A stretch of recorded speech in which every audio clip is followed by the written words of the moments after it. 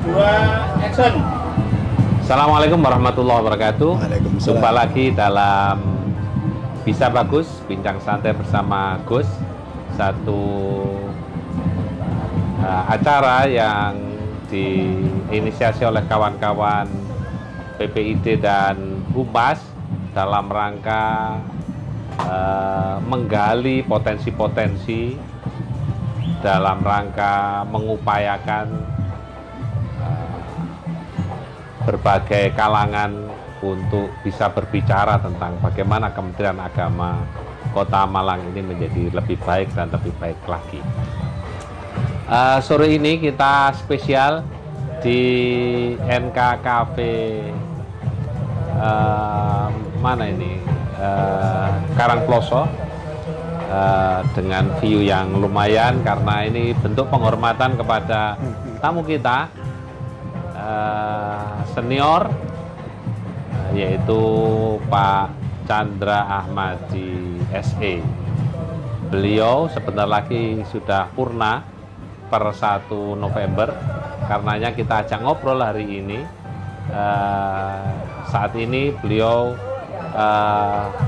membawai 2 seksi, yaitu seksi Bimas Islam sebagai PLT dan Kasih PD Pontren.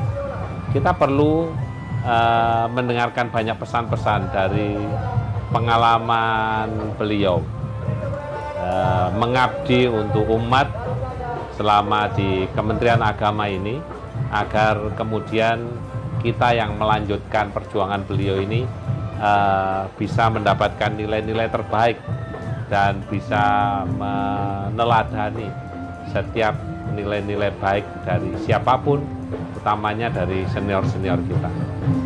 Kita bincang. Assalamualaikum Pak Chandra. Waalaikumsalam warahmatullahi wabarakatuh.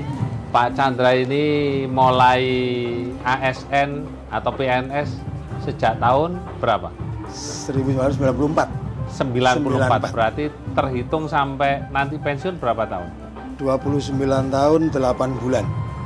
29 tahun 8 bulan. Itu jumlah tahun yang tidak mungkin tercapai oleh saya ini pengabdiannya. Ketika pengangkatan di bagian apa itu?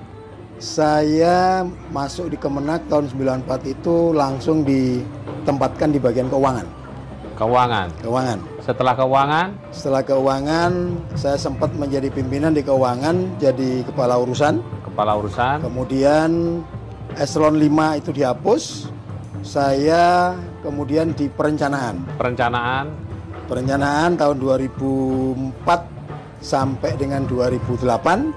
Kemudian di 2008 saya diamanahi untuk jadi penyelenggara Zawa. 2008 sampai 2011. 2011 sampai 2014 saya diamanahi tugas di Kasih PD Pontren. Kemudian 2014 sampai 2017 saya dikasih pendidikan madrasah. 2017 sampai 2022 di Kasih Pendidikan Agama Islam. Kemudian per Desember 2022 kemarin sampai sekarang saya diamanahi dikembalikan ke Kasih PD Pontren. Ditambah per April kemarin menjadi PLT Kasih Bimas. Berarti semua seksi sudah? Insya Allah sudah. PLT, saya pernah PLT haji. Yang belum hanya di Kasubakteu. Mau jadi Kasubakteu sehari saja. Berarti sudah ketemu dengan berapa kepala? Ya? Alhamdulillah sekitar 12 atau 13 kepala kantor. Dari 12 kepala kantor yang ditemui oleh Pak Chandra, mungkin apa yang bisa dipesankan Pak Chandra kepada saya selaku kepala kantor yang sekarang? Teladan-teladan dari 12 orang itu mana yang terbaik, poin-poin yang membangun yang bisa saya pelajari atau dibuat oleh teman-teman ini? PPID ini hari ini mungkin jadi humas, ke depan nggak tahu, jangan-jangan jadi kepala atau jadi apa saja, jadi menteri agama atau apa saja, kita tentu terus tidak boleh pernah berhenti untuk belajar. Karenanya betul. Nilai penting apa yang dari 12 orang itu yang bisa dipesankan Pak Chandra kepada kita? Betul. Saya mengalami sekian banyak kepala kantor itu memang bermacam-macam karakter, kemudian bermacam-macam watak yang bisa saya alami. Karena mulai saya jadi staf dulu di bagian keuangan, saya menemui salah satu kepala yang tingkat disiplinnya begitu tinggi. Beliau itu tidak pernah masuk kantor itu sebelum setelah karyawannya datang. Beliau mesti mendahului. Termasuk beliau ini kalau waktunya sudah azan duhur, itu beliau paling depan di dalam masjid. Waduh, ini luar biasa. Ini. Ya, ada satu kepala yang seperti itu. Itu bagi saya menjadi satu rujukan bagaimana sebenarnya sebagai manusia ya, apakah itu dia sebagai pejabat atau tidak, tetapi menjaga tingkat disiplin. Karena apa? Karena beliau apalagi kepala kantor kan paling tidak menjadi sorotan semuanya. Nah, ini yang memberikan pembelajaran kepada saya. Jadi kedisiplinan itu diawali daripada saat saya masuk, saya ketemu dengan kepala kantor yang mempunyai tingkat kedisiplinan yang tinggi. Ada juga kepala kantor yang kepeduliannya itu juga tinggi. Bahkan ada salah satu kepala kantor ini yang membuat teman-teman di kantor, pegawai-pegawai di kantor ini kemudian bisa berlaku nyaman, gitu ya. Karena apa? Karena dia sering turun, sering datang ke ruangan, menyapa, kemudian ngajak ngobrol, kemudian tidak lupa juga memberikan nasihat. Misalnya pada waktu sholat duhur itu ada salah satu karyawan di kantor juga menggunakan bakia itu sandal kelompen. Iya, kelompen. Itu kan kalau jalan bunyi kelontang gitu. Nah, itu sampai didatengin sama beliau. Dengan perasaan yang seperti Bapak dihampiri. Jenengan enggak bisa beli sandal ya, nanti saya belikan. Itu sebenarnya bentuk bentuk pembelajaran buat kita bahwa jangan sampai kita dengan seperti itu kan sepertinya kita mengganggu. Gitu. Meskipun mungkin ada kebiasaan di pegawai yang bersangkutan. Kemudian juga ada yang sifatnya cuek, tidak banyak peduli kepada orang kantor. Yang penting apa yang beliau inginkan, pekerjaan yang beliau tugaskan selesai. Ada yang model-model seperti itu. Kemudian ada beberapa banyak lagi yang lain yang mungkin bagi kita yang justru tidak boleh dicontoh. Ada hal-hal yang tidak boleh dicontoh. Ya, jadi menurut saya dari sekian banyak itu memang ada beberapa hal yang harus menjadi pembelajaran buat kita untuk bisa dicontoh. Kemudian ada satu pembelajaran yang tidak perlu ditiru. Nah, sehingga kita bisa membawa diri bagaimana yang seharusnya. Sebenarnya tergantung kita. Apakah kita bisa belajar dari yang bersangkutan? Nah, dengan demikian maka kita akan bisa menarik sesuatu yang baik yang bisa kita kemudian terapkan di dalam kita bekerja. Itu mungkin dari beberapa Yang paling berkesan selama 29-8 bulan menjadi ASN Kementerian Agama di Kota Malang. Nggak pernah ke kota lain ya? Belum pernah. Belum pernah. Mau dimutasi ke kota lain sudah terlanjur. Mau dimutasi terlanjur pensiun. Apa yang paling berkesan bahwa ini nih saya bangga nih jadi ASN Kementerian Agama, ini yang membuat saya bangga, itu apa kira-kira Pak Chandra? Kalau dari profil kepala kantor memang ada beberapa kepala kantor yang menurut saya kemudian membuat saya membuat saya bangga. Karena apa? Karena beliau ini di dalam membuat keputusan itu dipikirkan secara matang. Kemudian juga beliau ini di dalam menempatkan karyawan juga selalu mempertimbangkan sebaiknya di mana, kemudian baik buruknya gimana. Itu ada yang seperti itu. Nah, ini yang berkesan buat saya. Kemudian membuat kita bekerja itu dengan nyaman. Antar kita di bawah itu saling berkomunikasi dengan baik. Kemudian kita menghormati atasan kita. Tetapi beliau juga supaya atasan menghormati kita. Nah, itu yang harusnya dilakukan oleh seorang atasan maupun seorang bawahan. Jadi atasan kepada bawahan itu dia menghargai dan memperhatikan, sementara kita harus menghormati kepada atasan kita. Karena bagaimanapun kalau itu terjalin dengan baik, maka proses pekerjaan yang ada di kantor itu akan berjalan dengan baik. Oke. Jadi poin yang kemudian membuat Pak Chandra itu adalah bagaimana seorang pegawai Kementerian Agama itu bisa berupaya mengerti orang, bisa mengerti passionnya orang ini di mana, gitu ya? Ya, betul, betul. Nah, dari pengalaman Pak Chandra sebagai berbagai macam jabatan itu tadi, mana yang membuat Pak Chandra ini, wah ini cocok nih saya ini. Di sini saya bisa mengembangkan diri nih, karena saya lihat zaman di Pontren banyak, saya sebagai penerusnya banyak terobosan-terobosan yang kita dimudahkan ini. Kan memang perencana yang baik kan yang membuat perencanaannya itu orang lain di kemudian hari itu menjadi merasa mapan itu. Itu apa yang sebenarnya bagi saya itu ditempatkan di mana saja itu merupakan tantangan. Jadi yang penting menurut saya bukan latar belakang pendidikan kita, tapi bagaimana kita ini mau belajar dengan kedudukan yang baru yang diamanahkan kepada kita. Karena bagaimanapun, karena bagaimanapun kan ilmu itu kan bisa dipelajari semua. Ya, seperti saya lah, basic saya ini manajemen.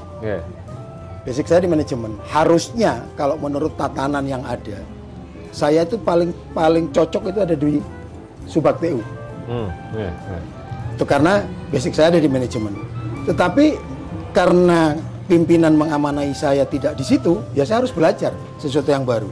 Contoh misalnya pada saat pertama kali saya ditempatkan di seksi PD Pontren, saya kan lah mosok model kayak ngene kate dadi kasih pondok pesantren, gak cocok belas. Bahkan saya pernah didatangi salah satu pejabat dari Jakarta, itu pada saat lewat di depan ruangan saya di PD Pontren itu ditanya, ini mana yang namanya Pak Chandra ini? Mana orangnya? Ini Pak, loh, mosok namanya Pak Chandra kok jadi kasih PD Pontren? SE lagi. Membawai kiai. SE lagi. SE lagi kan? Bukan SAG. Kan nggak masuk akal. Gitu. Masa iya katanya. Nah, tetapi yang menurut saya sebenarnya yang muaranya semua, pimpinan itu hanya ada di manajemen. Bagaimana kita ini memanage bagian kita yang ada, kemudian mempelajari bagian yang kita terima itu, kemudian memfungsikan seksi atau bagian yang kita diberikan amanah tersebut. Kalau pimpinan itu kan nggak seperti teman-teman yang ada di bawah. Kita tidak perlu detail harus tahu ABCD yang dilakukan oleh misalnya teman-teman yang ada di operator misalnya. Kita cukup tahu saja.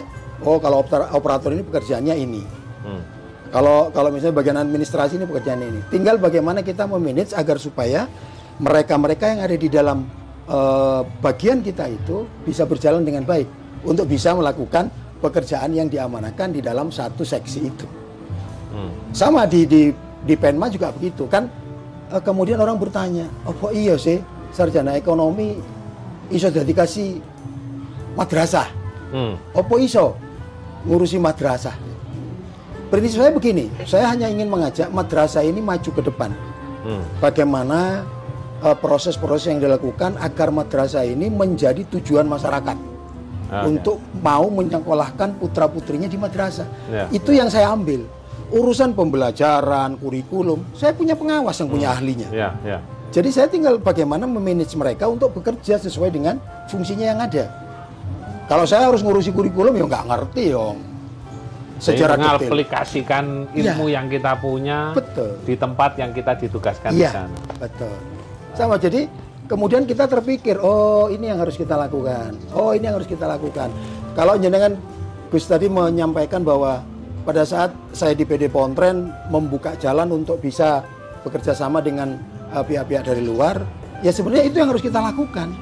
Kalau kita hanya mengandalkan dari dalam, kita sulit untuk bisa lebih maju ke depan. Apalagi di pendidikan, kita harus sadar bahwa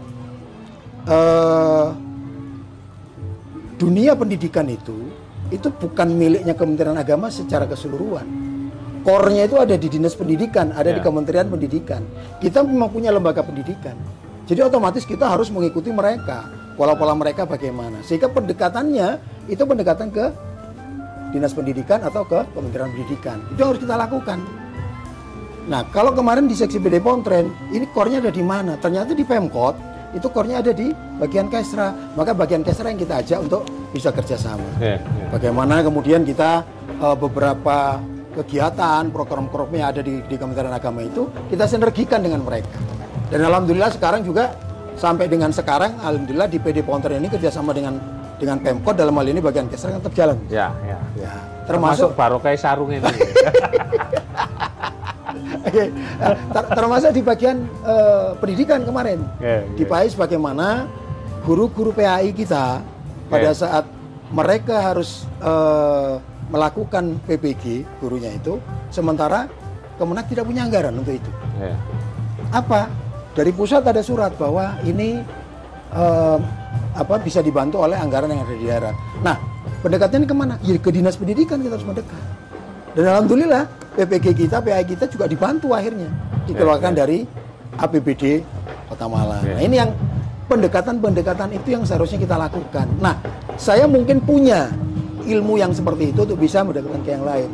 Tidak harus detail, kalau misalnya madrasah kudu ngerti madrasah tok gitu ya, tidak. Di PAIS hanya ngerti guru agama, enggak. Tapi bagaimana kita mengimplementasikan yang kita punya, kemudian disinergikan dengan bagian yang ada di bisa membantu program Kementerian Agama apa yang bisa kita punya itu.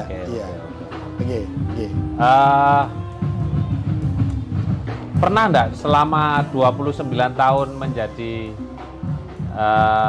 ASN ini pengalaman terburuk bagi Pak Chandra? Ini pengalaman yang tidak boleh ditiru oleh anak buah atau kawan-kawan selanjutnya. Punya enggak? Ada. Terburuk. Begini, pimpinan itu kan mesti diamanai pekerjaan sekaligus anggaran. Hal terburuk yang harus dihindari adalah bagaimana kalau kita diberikan anggaran, mengelola anggaran, kemudian terbersit dalam diri kita, ya opo kita mendapat bagian dari ini. Ini pengalaman terburuk.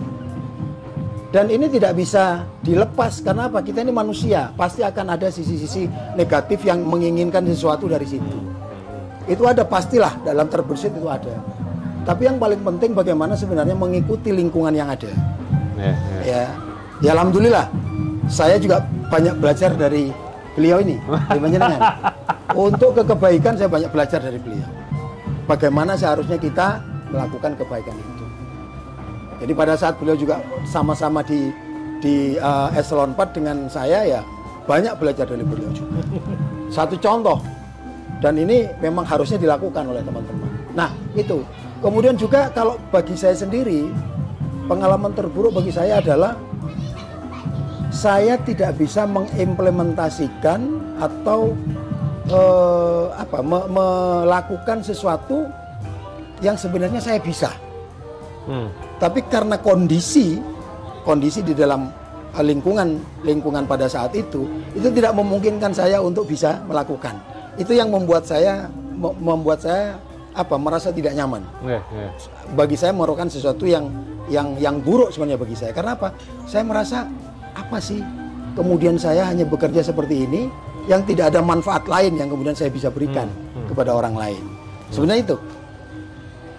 Itu yang terburuk ya, Masya Allah. Luar biasa ini. Luar biasa. Dalam hitungan hari Pak Chandra sudah mau purna.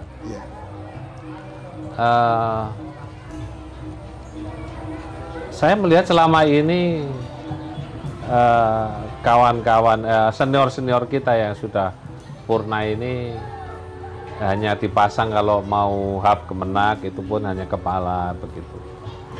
Ada enggak harapan Pak Chandra karena keahliannya di bidang manajerial ini, meskipun ASN, beliau menjadi pengusaha yang hebat ini, pengusaha kos-kosan, pengusaha homestay, Masya Allah luar biasa. Sehingga dari beliau itu sudah tidak butuh rezeki apa-apa lagi sebenarnya dari Kemenak. Pensiun itu kalau dihitung uang itu sudah tidak butuh itu. Tetapi kita tidak perlu menunggu kaya untuk gak kedonyan. Kira-kira menurut Pak Chandra, perhatian seperti apa yang harus diberikan kementerian terhadap kawan-kawan ASN yang sudah purna? Karena jangan-jangan ada yang kita butuhkan dari senior-senior sudah purna itu, tetapi kemudian sudah terbatas oleh jarak. Apa kira-kira yang... Sebenarnya beliau-beliau yang menjadi purna, menjalani purna dari Kementerian Agama, sebenarnya mereka punya keahlian-keahlian yang mungkin tidak terpantau selama ini. Yang paling tidak bisa memberikan pengalamannya kepada teman-teman yang ada sekarang. Artinya sebenarnya kalau ada kegiatan-kegiatan yang berkaitan dengan Kementerian Agama di Kota Malang ini, ya beliau-beliau ini diajak ngobrol gitu. Diundang di kegiatan, kemudian dimintai pendapat, dimintai saran. Seperti yang contoh yang kemarin itu, salah satu purna yang dari kita, yang kebetulan beliau ini menjadi komite di salah satu madrasah kita. Beliau menyatakan, saya sudah 10 tahun purna, kok baru kali ini ada kegiatan seperti ini. Nah, itu kan artinya bahwa apa yang beliau ini inginkan, ini ada sesuatu yang ingin sebenarnya disampaikan kepada Kemenak. Gitu loh. Mungkin karena memang beliau sudah purna, tidak pernah ada komunikasi dengan kita secara langsung, sehingga untuk menyampaikan itu tidak ada. Tiba-tiba kemarin diundang dan kebetulan beliau ada di salah satu pengurus komite di madrasah kita, beliau menyatakan seperti itu. Oh, ternyata ini loh Kemenak sekarang, dan ini yang sebenarnya kami butuhkan. Jadi terkait dengan pekerjaan beliau sebagai komite itu, kemudian beliau ini menginginkan komunikasi yang ada. Sehingga dengan demikian beliau yang ada di luar Kementerian Agama sudah purna, tetapi masih ada hubungan karena beliau ada di komite itu, tetap nyambung dengan kita. Itu yang harusnya dilakukan oleh Kemenak, karena ya mohon maaf kalau kemudian kegiatan-kegiatan dilakukan hanya pembesar apa? mantan pembesar saja, yang kemudian justru kita yang ada di kantor ini, teman-teman ASN ini masih menganggap beliau itu sebagai atasan kita. Yang kemudian tidak jalan sebenarnya komunikasinya. Nah, justru yang mungkin ya paling tidak yang ada di bawahnya lah, beliau ini mantan pengawas, mantan kasih, mantan bagian mana, bagian apa. Nah, itu yang kemudian bisa diajak ngobrol bahwa ini loh sebenarnya Kemenak sekarang itu seperti itu. Dan mereka yang sekarang di luar Kemenak, mereka bisa melihat dari luar Kemenak ini sebenarnya yang disorotan apa, kekurangan di masyarakat itu apa. Dengan beliau ada di luar, maka beliau akan memberikan masukan. Sebab kalau orang lain mungkin tidak akan seperti informannya Kemenak. Begitu. Wah, ya ini usulan yang baik ini. Iya, sehingga kalau mereka yang di luar, kemudian orang-orang di bawah, biasanya mereka lebih lepas untuk memberikan masukan kepada kita. Sehingga menjadi input buat kita untuk bagaimana seharusnya kita bersikap. Saya kira itu. Berarti nanti pasca pensiun tugasnya Pak Chandra ini menguatkan asosiasinya PPKA itu apa itu? Persatuan Pensiunan Kementerian Agama PPKA ini untuk lebih berdaya. Betul. Dan mungkin kawan-kawan mohon diingatkan ya, nanti kita hub itu harus mengundang kawan-kawan PPKA, kita kumpulkan bareng-bareng, kita jadikan jejaring kita. Jadi mungkin informasi-informasi tadi kayaknya ada hiruk pikuk masalah informasi haji, katanya ada huru hara. Nah ini kalau kemudian kita punya jejaring dari para pensiunan-pensiunan, bagaimana tadi diusulkan oleh Pak Chandra, mungkin ini menjadi salah satu solusi begitu. Betul. Nah, karena bagaimanapun beliau-beliau yang ada di masyarakat itu akan lebih banyak bisa menginformasikan kalau mereka mendapatkan juga info dari kita. Nah, bagaimana mereka mendapatkan info sementara kita nggak pernah ngundang mereka? Itu yang menjadi jalan barangkali nanti. Informasi-informasi yang berkaitan dengan Kementerian Agama itu tidak melulu dengan IG, media massa, kan tidak semuanya orang bisa membuka itu. YouTube, nah tidak semuanya seperti itu. Tapi barangkali mereka justru aktif di RT-nya, di RW-nya, majelis taklim yang kemudian menanyakan masalah itu. Kalau di situ nggak ada orang Kemenak kan nggak mungkin ada yang bisa memberikan info. Nah dengan itulah sebenarnya menjadi kepanjangan tangan kita Kementerian Agama untuk bisa memberikan informasi kepada masyarakat luas. Nah, ini masukan penting ini. Catat ini Pak Humas ya. Tolong catat nanti sebelum Desember menyambut Hub Kemenak, kita upayakan mengundang semua elemen alumni para pensiunan, baik itu yang mantan pejabat atau yang tidak mantan pejabat, akan berupaya kita undang, kita mintai masukan-masukan untuk pengembangan Kementerian Agama ke depan. Ini bagaimana amanat. Terakhir nih, ini ada kawan-kawan penerus panjenengan Pak Chandra. Nasihat panjenengan untuk kawan-kawan yang masih agak lama di Kementerian Agama, apa monggo? Terakhir. Dulu kita mungkin pernah punya seorang kepala yang menyampaikan ada salah satu nasihat dalam bahasa Madura. Kenenga kenengi, lakona lakoni. Kalau di bahasa Madura saya, kenengana kenengi, lakona lakoni. Itu maksudnya apa? Arti yang secara langsungnya, tempatmu tempati, kerjaanmu kerjakan. Itu lek bahasa Jawa ya Pak ya? Enggonmu enggonono, ya, kerjaanmu lakonono. Nah, kalau itu dilakukan, ini kita akan ZI seperti sekarang, maka itu akan menjadi kekuatan buat kita. Karena apa? Karena dengan seperti itu, maka kita akan membiasakan diri. Kita berada di mana?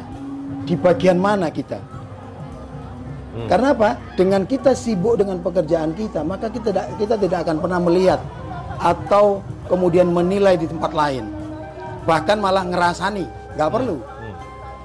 Jadi tempat kita di mana, sudah itulah mencintai pekerjaan. Mencintai pekerjaannya, lakona lakoni. Kerjaan kita apa yang ditugaskan kepada kita, yaitu kerjakan. Maka dengan sibuknya kita dengan pekerjaan kita, maka tidak akan pernah kita ngerasani orang kuya opo, nggak pernah, karena kita sudah fokus dengan pekerjaan kita. Sebenarnya nasihat orang-orang tua dulu di Madura itu menjadi masukan yang bagus sekali buat kita di dalam bekerja. Jadi seolah-olah kita mungkin di kantor nggak peduli orang lain. Sebenarnya bukan itu, tapi kita fokus dengan pekerjaan kita. Kalau misalnya ada pekerjaan orang lain yang tidak selesai, kemudian diberikan kepada kita oleh atasan kita, maka kita juga akan bekerja dengan itu. Jadi kemudian kita tidak ngomong, alah kerjaannya wong liyo, kak mari-mari dikakno aku. Tidak akan seperti itu. Karena kita apa? Karena kita fokus kepada pekerjaan kita. Jadi tempat kita di mana, kerjaan kita apa, maka itu yang harus kita lakukan. Tempati tempatmu, kerjakan pekerjaanmu. Maka itu akan menjadi motivasi buat kita untuk bisa melakukan pekerjaan apapun yang diberikan oleh atasan kita bisa dikerjakan. Hatta atau meskipun kita punya ketidaknyamanan dengan pimpinan atau apa, tapi kita tetap kalau fokus dengan pekerjaan kita tidak akan pernah tahu pimpinan kita bagaimana omongan orang lain. Setiap pada institusi. Iya. Jadi orang lain ngerasain pimpinan kita, biarkan saja, karena kita fokus dengan pekerjaan kita. Maka kita akan selesai dengan pekerjaan kita. Nah, itu yang harusnya kita lakukan. Jadi untuk teman-teman yang ada di Kementerian Agama Kota Malang, mari kita harus tahu diri, kita berada di mana. Mari kita lakukan pekerjaan yang diamanahkan kepada kita. Apapun pekerjaan diamanahkan kepada kita, niatkan bahwa itu hanya untuk ibadah kepada Allah. Maka yang lainnya itu akan menyusul apa-apa yang kemudian menjadi bagian kita. Allah tidak akan keliru memberikan kepada yang lain. Itu yang harus kita lakukan. Oke. Betul ya? Masya Allah, luar biasa. Jangan lupa ya, kenengi, lakoni. Nah, ini luar biasa. Nggak rugi ini kita ditraktir sama Humas makan-makan di NK Cafe, karena kita punya satu kata penting untuk semua ASN Kementerian Agama Kota Malang khususnya. Kenengi, lakoni. Jalani apa yang sudah menjadi tugasmu, cintai itu, maka kamu akan memberikan manfaat untuk masyarakat, untuk umat, untuk semua yang dicita-citakan oleh pemerintah kita.